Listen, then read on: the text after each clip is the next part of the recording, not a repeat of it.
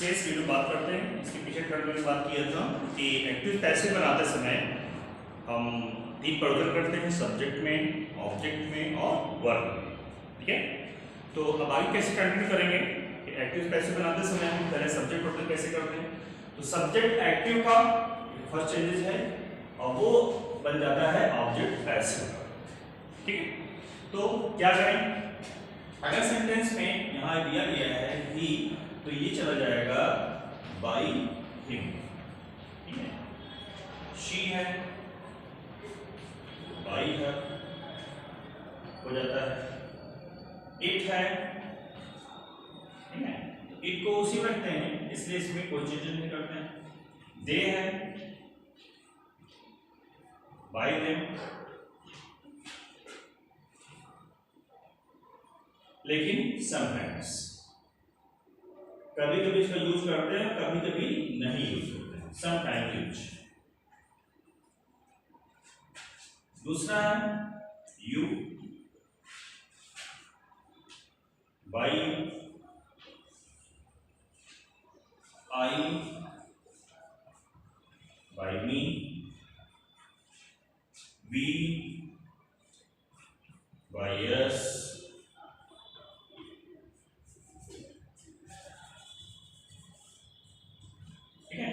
अब ये ऐसे हो गया। अब कोई नाउन आ जाए, नाउन मतलब किससे है, नेम से। मेल फीमेल होता है, मेल या फीमेल। ठीक है, इसका मतलब क्या है, नेम से, नेम। तो आपको भी वही लगा देना है, बाई नेम, बाई नेम। चाहे वो नेम कौन हो, मेल का हो या फीमेल का हो, इस पर ध्यान देंगे। दूसरे पॉइंट में देखेंगे, अगर यहां पर पीपल, समवन, नो वन, ठीक है, इनका अगर प्रयोग करेंगे तो नो यूज, इनका यूज हम नहीं करते, नो यूज, राइट, इनका यूज हम नहीं करेंगे। बाई, क्या आप इनको बाई लगा करके आप लिखो, तो इनका यूज हम करेंगे ही नहीं, क्योंकि ये सारी चीजें, ये कुछ ऐसे शब्द आते हैं जो निरर्थक हो जाते हैं, इनका यूज हम नहीं करते हैं। तो यहाँ पर एग्जाम्पल्स को ध्यान रखना है कि यहाँ पर अगर एक्टिव है तो जब आते हैं एक्टिव में हमारा सब्जेक्ट पोर्शन होता है, ये ऑब्जेक्ट पोर्शन में पैसिव में बन जाता है, और जब हम गुण बनाते हैं इसके पहले हम बाई का प्रयोग करते हैं, बाई की पोजीशन। लेकिन यहाँ पर इस बाई को और रखना है कि बाई कंपल्सरी नहीं है। हमने लिखा कि बाई कंपल्सरी नहीं है कि हर जगह बाई आएगा ही आएगा। यहाँ पर कुछ ऐसे चीजें हैं जहां बाई किया गया है, लेकिन कुछ जगह पर बाई का प्रयोग नहीं करते हैं। जैसे कुछ वर्ब आ जाती हैं, नो आ गया, ऑब्लाइज आ गया, सैटिस्फाइड आ गया, राइट, इनफ आ गया, सैटिस्फैक्शंस हैं, डिस्प्रेस है, प्लीज्ड है, ऐसे कुछ वर्ड्स हैं। इन वर्ब के बाद बाई नहीं आता, कहीं पर टू आता है, कहीं पर इन आता है, कहीं पर विथ आता है, कहीं पर एट आता है। तो इसका मतलब क्या हुआ कि प्रीपोजिशन का परिवर्तन होता है, पर मैक्सिमम सेंटेंस में बाई का ही यूज करते हैं। एक्टिव पैसिव बनाते समय मैक्सिमम जो वर्ड्स होते हैं, मैक्सिमम सेंटेंस जो होते हैं, उसमें हम बाई का ही यूज करते हैं। लेकिन कुछ सेंटेंस ऐसे हैं जहां पर बाई का प्रयोग हम नहीं करते, वहां पर हम क्या लगाएंगे, टू लगा देंगे, इन लगा देंगे, विथ लगा देंगे, एट लगा देंगे, according to sense of the sentence given you exam. तो उसी तरह से हम सेंटेंस को कन्वर्ट करके एक्टिव से पैसिव बना देते हैं। तो ये हमारा पहला परिवर्तन था एक्टिव से पैसिव में बनाने का। ठीक है, दूसरे परिवर्तन अगर हम बात करें, सेकंड चेंजेस बात करें, तो सेकंड चेंजेस में क्या है कि ये जो हमारे वर्ब पोर्शंस हैं, ये हमारा जो ऑब्जेक्ट पोर्शन है, ये ऑब्जेक्ट पोर्शन सब्जेक्ट पोर्शन में बदल जाता है।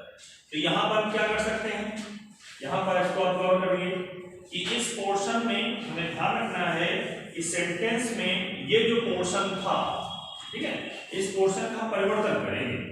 कैसे परिवर्तन करेंगे, तो ये हमारा, ठीक है, ये हमारा जो हो जाएगा, ये हमारा हो जाएगा passive subject, passive subject passive हो जाएगा, सब्जेक्ट पैसिव, और ये हमारा हो जाएगा ऑब्जेक्ट, ऑब्जेक्ट एक्टिव।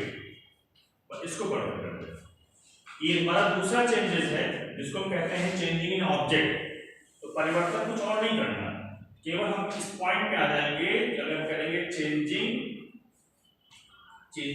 इन ऑब्जेक्ट, तो ऑब्जेक्ट में क्या होता है, जब एक ऑब्जेक्ट में जो कर्व बता होता है उसको हम चेंज करते हैं तो ये पोर्शन इधर आ जाएगा। तो यहां पर आपको करना है कि ऑब्जेक्ट जो हमारा एक्टिव का होगा वो हमारा सब्जेक्ट बन जाएगा पैसिव का।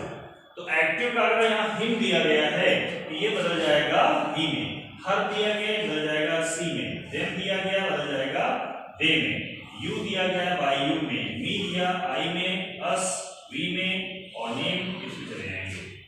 तो इस प्रकार से हम ऑब्जेक्ट को सब्जेक्ट में परिवर्तित कर देंगे। तो यहाँ ध्यान से रखना है एक्टिव में अगर हमारा जो सब्जेक्ट था वो ऑब्जेक्ट बन गया, पैसिव में ऑब्जेक्ट हमारा सब्जेक्ट बन जाता है, तो इसको गौर करना है। यहाँ बाई पोर्शन याद करते समय आसान है कि बाई पोर्शन हटा करके जो ऑब्जेक्ट था वो सब्जेक्ट बना। कैसे? अब दो एग्जांपल का हम आपको समझाते हैं कि सेंटेंस में ऑब्जेक्ट पोर्शंस का क्या परिवर्तन था, क्या बन गया, सब्जेक्ट में परिवर्तन जो आपने किया उसको क्या बदल दिया, है ना। तो इस पर हम देते हैं दो एग्जांपल मैं आपको समझाता हूं। पहला एग्जांपल समझिए, जो हमारा सब्जेक्ट में परिवर्तन हुआ था उसको आप देखिए। जैसे आपने कहा कि आई एम प्लेइंग फुटबॉल,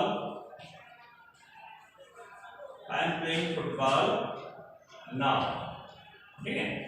तो ये हमारा सेंटेंस क्या है, एक्टिव है।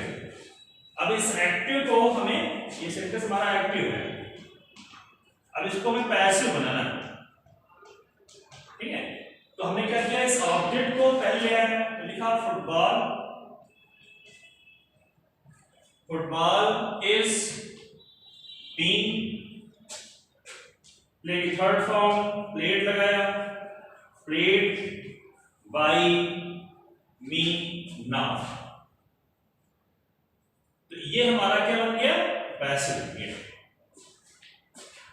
तो ये हमारा पहला पैसिव। यहाँ पे क्या, ये हमारा सब्जेक्ट था जिसे सब्जेक्ट कहते हैं, ये सब्जेक्ट हमारा कहां चला गया, इस पोर्शन में। इस सब्जेक्ट को हम लेकर के यहाँ आ गए, ये पोर्शन हमारा ऑब्जेक्ट पोर्शन में बदल गया। तो आपने देखा होगा कि जो सब्जेक्ट था वो क्या बन गया, ऑब्जेक्ट बन गया।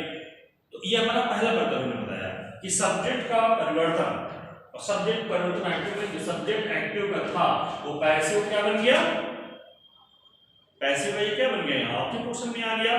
तो अब उसको गौर करना है कि हमें इस प्रकार से बनाते समय ध्यान रखना है कि जो तीन परिवर्तन में बताया था, सब्जेक्ट में, वर्ब में, ऑब्जेक्ट में, ये इधर गया, ये इधर गया, ये इधर गया, तो इसका परिवर्तन हो गया, चेंजिंग फॉर्म बदलना, चेंजिंग फॉर्म, ठीक है।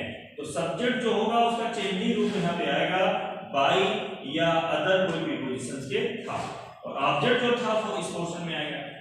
अब यहाँ पे गौर करना है कि जो ऑब्जेक्ट यहाँ पर आएगा, ठीक है, तो जो यहाँ वर्ब प्रयोग की जाएगी वो ऑब्जेक्ट के अनुसार की जाएगी। एक्टिव से पैसिव बनाते समय देखना है कि जो हम यहाँ वर्ब यूज कर रहे हैं, ठीक है, वो क्या करेंगे, इसको देखते हुए करेंगे। ये जैसा हमारा होगा, ठीक है, ये जैसा हमारा होगा एक्टिव पैसिव बनाते समय उसको गौर कर करेंगे। अगर हमारा ये पोर्शन सिंगुलर है, सिंगुलर वर्ब है, ठीक है, तो सिंगुलर वर्ब के साथ यहाँ आएगा, तो यहाँ पर सिंगुलर वर्ब यूज करेंगे। अगर ये प्लूरल वर्ब है, ठीक है, तो यहाँ पर भी प्लूरल वर्ब प्रयोग की जाएगी। तो यहाँ पर प्रयोग की गई जो वर्ब होगी वो इसके अनुसार होगा, वहां से। अब यहाँ देखिए, यहाँ जो वर्ब थी वो इसके अनुसार थी, ठीक है, जैसा ये था, जैसा सब्जेक्ट दिया गया था। अब ये वाला यहाँ पोर्शन आ गया, तो ये क्या शो कर रहा है, तो इसको आपको देखना होगा कि सिंगुलर है या प्लूरल है। सिंगुलर पे जो होगी वो वर्ब हम यहाँ पर प्रयोग करेंगे, उसके हिसाब से हम एक्टिव पैसिव का निर्माण करेंगे। दूसरा सेंटेंस देखते हैं। दूसरे सेंटेंस में बताया था कि ऑब्जेक्ट का परिवर्तन, ठीक है। अभी आपने देखा कि ऑब्जेक्ट का परिवर्तन हमने किस प्रकार से कर सकते हैं उसको। जैसे सेंटेंस दिया गया है कि he gives me a pen during the examination। Sentence थोड़ा बड़ा है, ठीक है, पर है बहुत सारा। एक्टिव सेंटेंस है, ठीक है, एक्टिव है, तो इसको आपको पैसिव बनाना है। तो यहाँ पर सब्जेक्ट है, ये आपका ऑब्जेक्ट है, ये पेन भी ऑब्जेक्ट है और यहाँ भी ऑब्जेक्ट है। तो आप इसको आपने बना लिया, इसको ना बना करके आप इसको बना लीजिए। जब इसको बनाओगे तो यहाँ क्या हो जाएगा आई। अभी किस क्या प्रेजेंट इंडेफिनिट चेंज किया कि I am given a pen by him during the examination.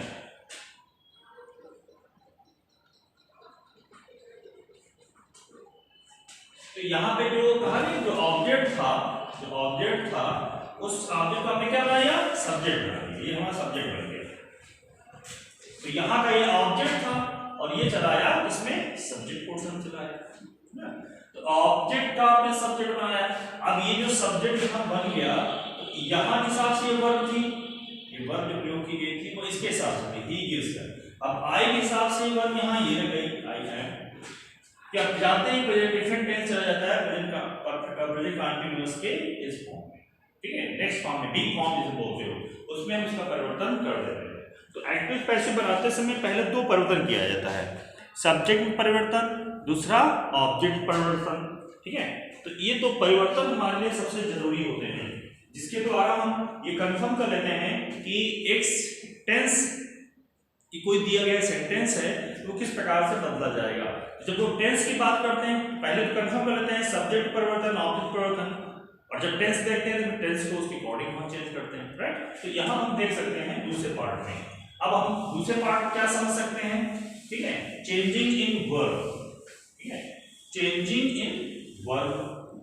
तीसरा क्वेश्चन कर सकते हैं चेंजिंग इन वर्ब। अब यहाँ वर्ब का मतलब क्या होता है, वर्ब मतलब है टेंस, ठीक है, वर्ब मतलब है टेंस से। कि जब हम वर्ब की स्टडी कर रहे होते हैं तो वर्ब की स्टडी में समझ लीजिए हम टेंस की स्टडी कर रहे होते हैं, क्योंकि वर्ब से ही हम कंफर्म कर लेते हैं कि किस जो सेंटेंस है किस टेंस से संबंधित रखता है, किस टेंस का ये वाक्य है, ये हमें वर्ब बताती है। तो वर्ब का स्टडी मतलब हुआ हम क्या स्टडी कर रहे हैं, टेंस की स्टडी कर रहे हैं। तो यहाँ पर आज हम बात करेंगे टेंस की स्टडी के बारे में। इसके आगे देखिए स्टूडेंट, इस सेंटेंस को करने से पहले तो आप पहले दिन एक चार्ट बनाना चाहे उसे सीख सकते हैं कि पहले हमने लिया एक्टिव वर्ब, ठीक है, एक्टिव वर्ब। जो एक्टिव की वर्ब होगी वो चेंज करते समय पैसिव की वर्ब में बदल जाएगी। तो पैसिव वर्ब क्या होगी, ठीक है, एक्टिव वर्ब को भी पैसिव वर्ब बदलती है। तो एक्टिव वर्ब क्या है और वो पैसिव वर्ब में किस प्रकार से कन्वर्ट हो जाती है। तो यहाँ पहला टेंस आता है प्रेजेंट इंडेफिनिट, ठीक है। अब प्रेजेंट इंडेफिनिट की जो वर्ब है, प्रेजेंट इंडेफिनिट जो वर्ब है वो क्या है, डू, दूसरी है डज, तीसरी है V1 और चौथी है V1S या ES, ठीक है। इसके साथ हमेशा वर्ब की फर्स्ट फॉर्म आती है। इनका प्रयोग हमेशा में निगेटिव सेंटेंस में या इंट्रोगेटिव के साथ करते हैं, इंट्रोगेटिव, ठीक है, निगेटिव या इंट्रोगेटिव के साथ। ये दो वर्ब होती हैं, इनका प्रयोग केवल हम सिंपल सेंटेंस साथ करते हैं, असर्टिव सेंटेंस हो या सिंपल सेंटेंस हो, ये हम करते हैं। तो अगर ये वर्ब्स आ गई एक्टिव में, तो जब हम इसको पैसिव बनाएंगे, इस एक्टिव को जब हम पैसिव बदलेंगे तो ये वर्ब बदल जाएंगे। तो हमें कंसीडर करना है वर्ब पर। अगर इस तरह कोई सेंटेंस दिया गया है एग्जाम में हमें, तो आपको देखना है कि अब वर्ब परिवर्तन करना, क्योंकि आप इसके पहले समझ चुके थे सब्जेक्ट का परिवर्तन, ऑब्जेक्ट का परिवर्तन, अब ये हमारा वर्ब है। तो ये 4 वर्ब्स 4 वर्ब्स यूज की जाती हैं इस प्रेजेंट इंडेफिनिट टेंस में। डू डज V1 और V1 में SES। अब निकाला है डू का प्रयोग प्लूरल के साथ, डज का प्रयोग सिंगुलर के साथ और V1 का प्रयोग प्लूरल के साथ, V1S का प्रयोग सिंगुलर। तो जब आप ये आ जाएंगी तो सारी वर्ब्स बदल जाएंगी इज एंड आर में, साथ में वर्ब की थर्ड फॉर्म। वही काम यहां भी होगा, इज एंड आर। इनको अलग करके पढ़ा रहा हूं, अलग करके समझने की कोशिश करिए कि अगर डू डज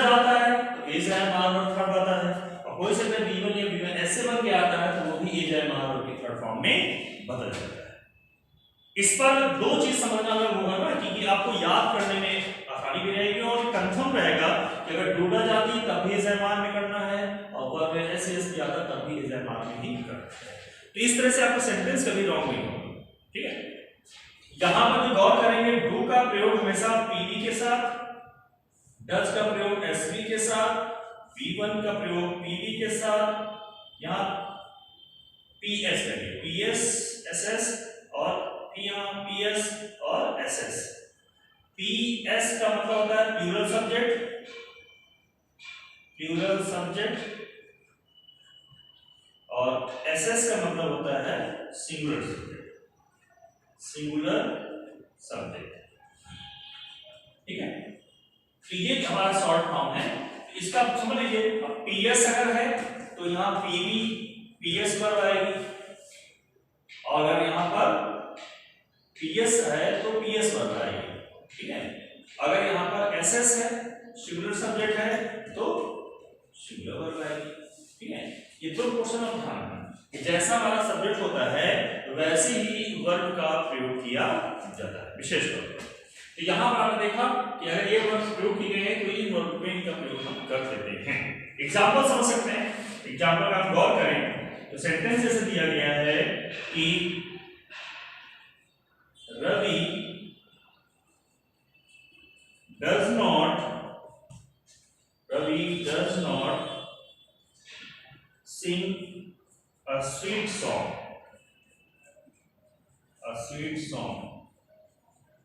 ठीक है। रवि अच्छा गीत नहीं गाता है, तो जब आप इसको पैसिव बनाओगे तो a sweet song हमारा ऑब्जेक्ट है, रवि सब्जेक्ट है, does not sing में ऑब्जेक्ट में आप करते हैं, तो इसको हम पहले लेकर के आते हैं, तो क्या बनेगा a sweet song। अब स्वीट सॉन्ग क्या कर रहा है, सिंगुलर शो कर रहा है, ठीक है। तो सिंगुलर वर्ब हम यहां खोज करनी है, तो हम यहां क्या लगाएंगे, इज का प्रयोग करेंगे। इज नॉट सिंग की थर्ड फॉर्म सung बाय रवि, ये हमारा बन गया passive. A sweet song is not सung बाय रवि। इट मींस यहां पर सेंटेंस पर गौर करना है कि सब्जेक्ट का परिवर्तन, ऑब्जेक्ट का परिवर्तन, वर्ब परिवर्तन। वर्ब के परिवर्तन विशेष तौर पर हमें इस फॉर्म को भी याद करना है, क्योंकि यहां पर हमें वर्ब की फॉर्म भी याद करनी है। पैसिव में जानने के लिए वर्ब की थर्ड फॉर्म आना अनिवार्य है, थर्ड वर्ब फॉर्म, क्योंकि थर्ड वर्ब फॉर्म जब आएगी तभी आप पैसिव बना पाओगे। अगर थर्ड वर्ब फॉर्म नहीं आती है तो आप पैसिव नहीं बना पाओगे, गलत कर दोगे। तो इसलिए वर्ब फॉर्म को भी याद करना जरूरी है, तीनों फॉर्म आपको आनी चाहिए, और पैसिव बनाने के लिए थर्ड फॉर्म आना अनिवार्य है, क्योंकि एक सेंटेंस तो वो देगा ही एक्टिव में। देखिए पैसिव बनाया तो पैसिव लिए कंपलसरी है कि आपको थर्ड वर्ब फॉर्म आनी चाहिए। तो यहां पर मैं आपको यही कहूंगा कि थर्ड वर्ब फॉर्म याद करने के लिए आपको वर्ब की चार्ट देखनी चाहिए और वर्ब की चार्ट पढ़ें, ओके। तो ये पहला क्वेश्चन है, इस पर आप प्रैक्टिस करिएगा।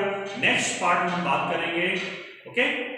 आप कंटिन्यू रहिए, स्टडी करिए, अच्छे से याद करिए, रूल याद करिए, उसे प्रैक्टिस करिए।